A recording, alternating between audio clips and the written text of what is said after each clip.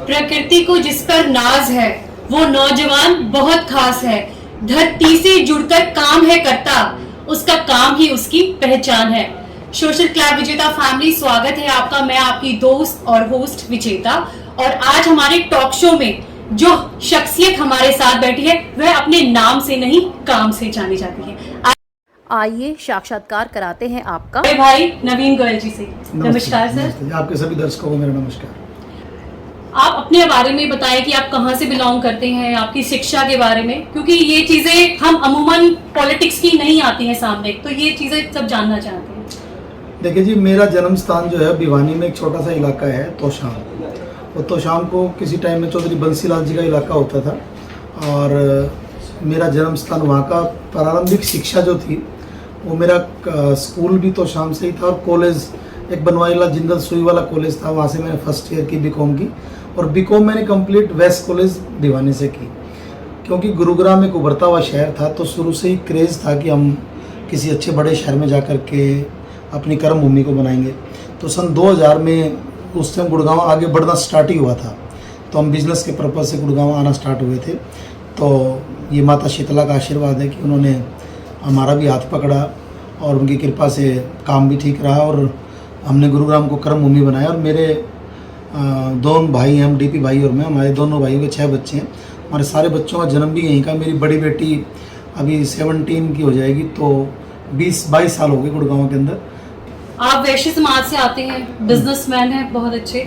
तो आप पर्यावरण संरक्षण विभाग, इसका दायित्व आपने कैसे संभाला और आप कैसे जुड़ाव हुआ आपका? देखिए जी, हमारा शुरू से ही जो है ना एक पृष्ठभूमि है, वो ज़मीन से जुड़े रहने वाली है ही है।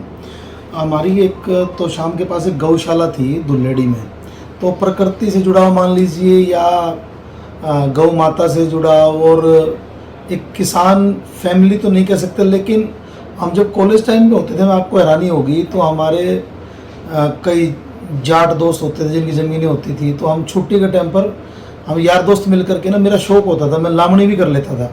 तो मैंने अपने हाथों से लामड़ी भी की हुई है। ये नहीं कि भाई कोई ज़रूरत थी, बट एक चीज़ को, हर एक चीज़ को प्रखर तरीके से समझना।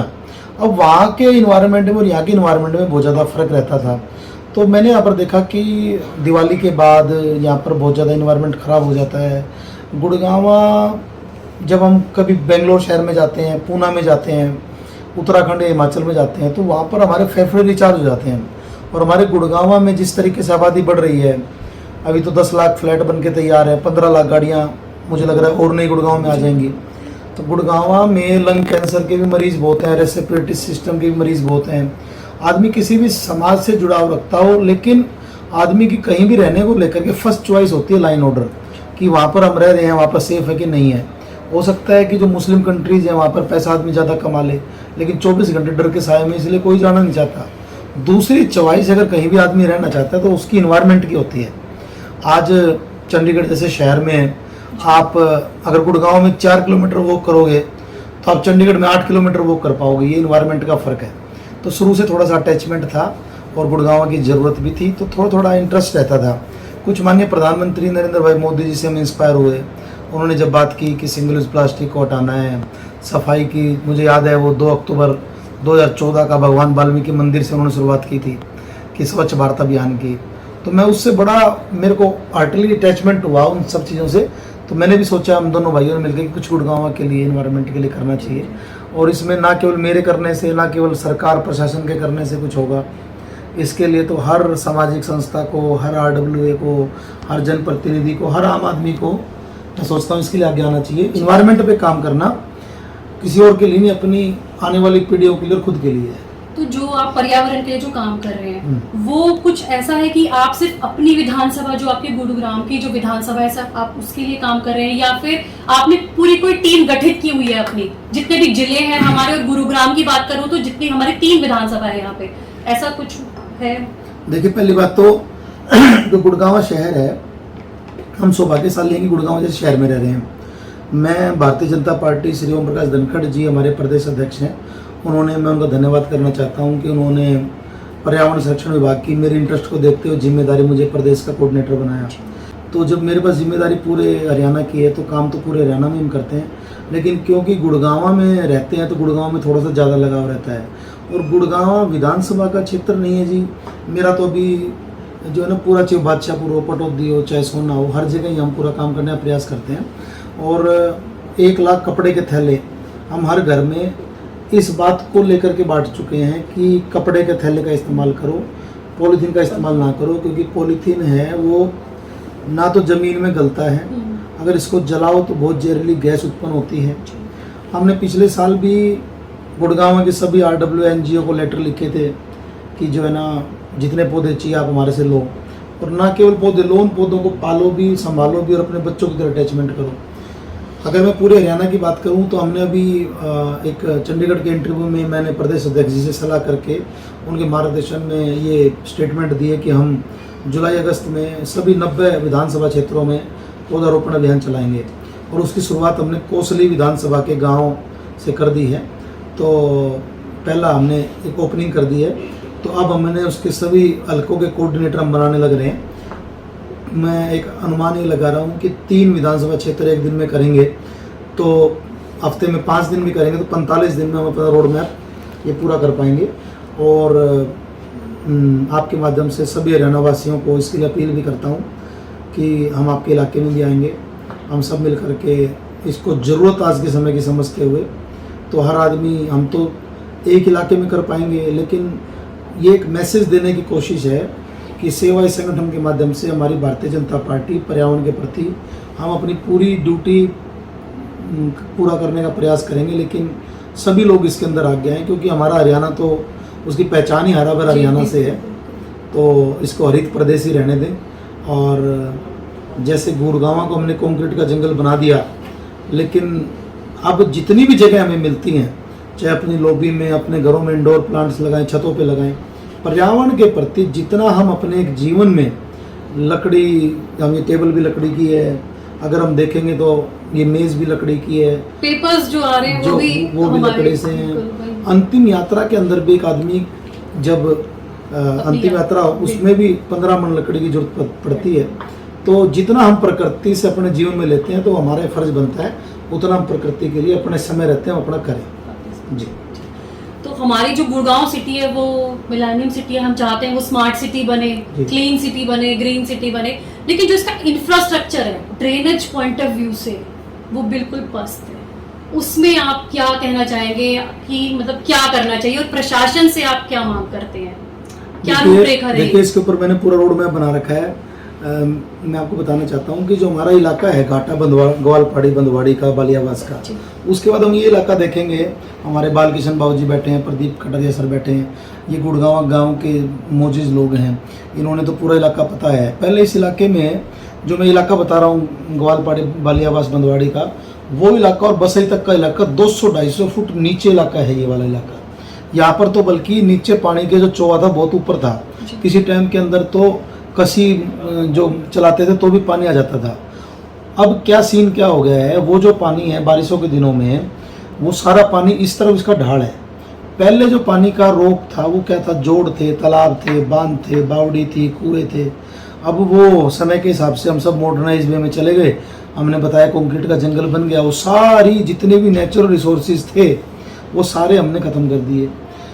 कोई भी देश और दुनिया का आप शहर देखेंगे वो या तो नदी के किनारे मिलेगा, या उस शहर में झीलें मिलेंगी, या उस शहर में समंदर मिलेगा। उससे ना तो जो वाटर लेवल नीचे जाता है और ना ही जो बारिश का पानी होता है वो खड़ा होता है। लेकिन हमारे शहर का दुर्भाग्य है कि आना तो कोई समंदर है ना कोई नदी है, और जितने भी नेचुरल रिसोर्सेज थे वो हमने सारे बंद कर दिए। अब इसके लिए बिल्कुल डीपली प्लान करने की ज़रूरत है। सबसे पहले तो हमारे गुड़गांव का जो पानी है वो बादशाहपुर ड्रेन, और बादशाहपुर ड्रेन को एक बड़ी ड्रेन उसके बाहर है नजफगढ़ ड्रेन, इसको एक सिस्टम बनाना पड़ेगा जी कि नए गुड़गांव का पानी जो है उसके लिए हमें वाटर बॉडी बनानी पड़ेगी। पहले हमने इसके लिए मांग भी की है, शायद इसके ऊपर कोई GMD काम भी कर रही है कि ग्वालपाड़ी के पहाड़ का जो इलाका है वहाँ पर एक वाटर बॉडी बनाई जाए। अगर वहाँ पर वाटर बॉडी 2, 3, 4 बनाई जाएँ तो एक तो हमारे को टूरिज्म मिलेगा, एक हमारे पानी का जो वेस्टेज है वो नहीं होगी, वहाँ पर पक्षी भी आएंगे, वहाँ पर इन्वायरमेंट भी अच्छा होगा, बैलेंस हो जाएगा।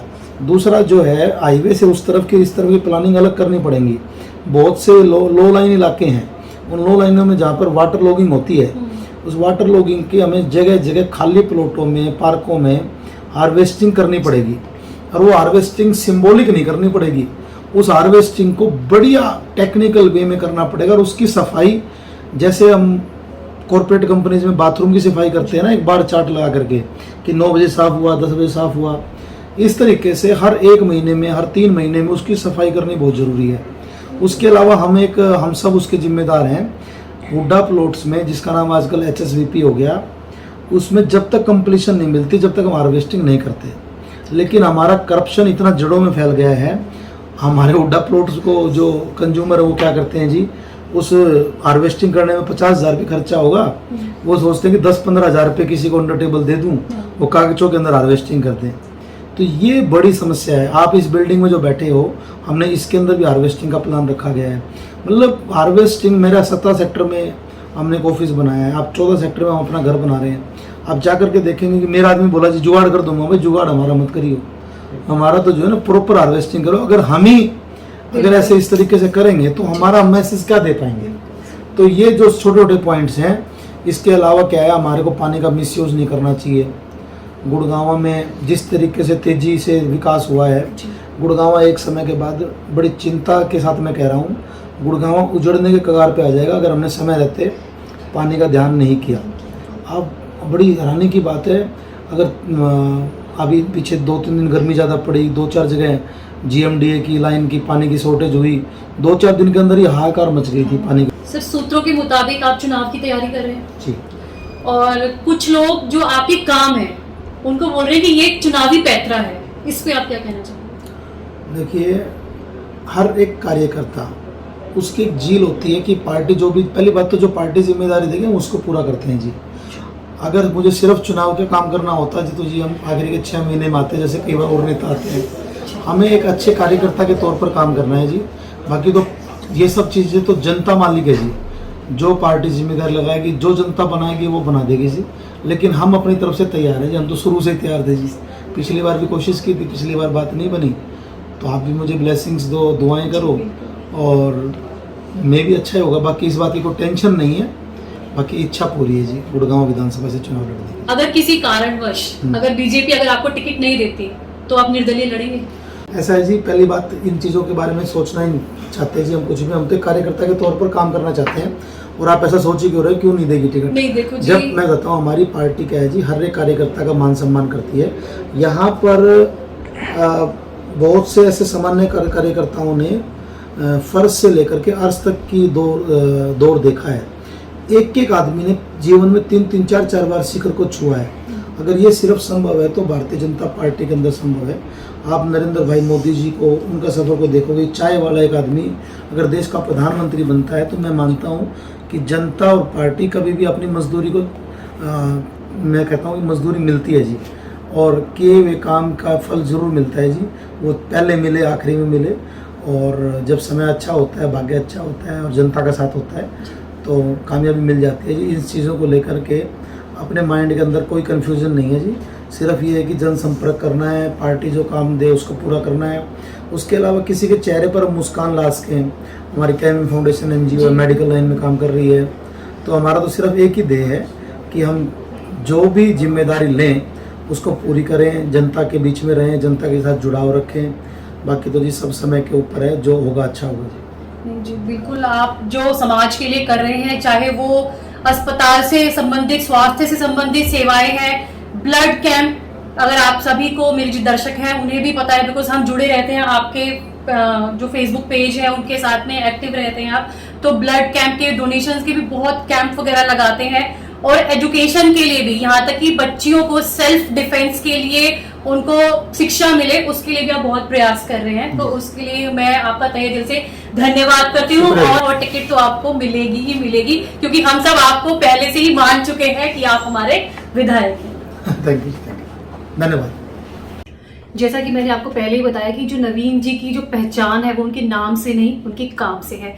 तो वो एक प्रबल दावेदार हैं आने वाले विधायक के चुनावों के लिए। तो ये कैडी टक्कर देने वाले हैं अपने जो भी उनके ऑपोजिट में खड़े होने वाले हैं। तो क्योंकि जो उनके साथ चलने वाले लोग हैं उनको अभी से अपना विधायक मान चुके हैं, क्योंकि काम बोलता है, जो भी काम उनको होता है वो पहुंचते नवीन जी के सामने और 1 to 1 वो प्रॉब्लम सॉर्ट आउट होती हैं। तो इसलिए आप भी अगर गुड़गांव विधानसभा से हैं और अभी तक अगर आपके दिमाग के घोड़े नहीं दौड़े हैं तो जल्दी दौड़ा लीजिए, और कोई भी परेशानी हो तो आप उनसे आके मिल सकते हैं। नमस्कार।